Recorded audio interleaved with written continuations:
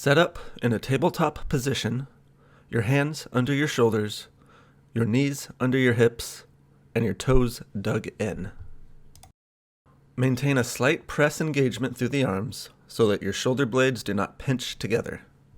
Drop your head to the ground as you arch your upper back. Reverse the motion, pulling your head to neutral as you extend the upper back. I'd highly recommend filming yourself doing this one.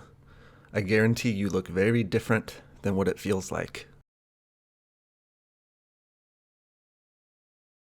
Isolate the movement into your spine. Try not to let your shoulder blades come together or push apart. Similarly, we need to keep our low back and hips stable.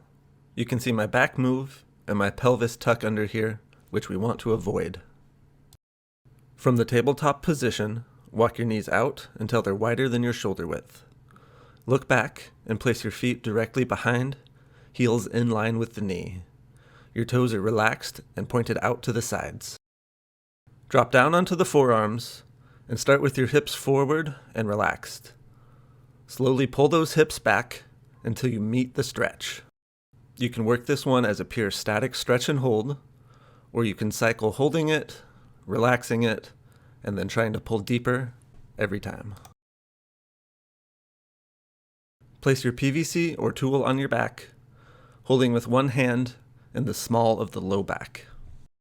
Our 3 points of contact are the back of the head, in between the shoulder blades, and right around the tailbone. Check that you're in the best neutral spine possible by rotating your belt buckle up to flatten your low back, and lengthen the back of your neck by looking to the distance. Maintaining those 3 points, hinge forward with soft knees, stopping just before you would lose any point of contact. Progress this drill further by switching to single leg hinges, still maintaining 3 points of contact, and also worrying about keeping your hips square to the floor.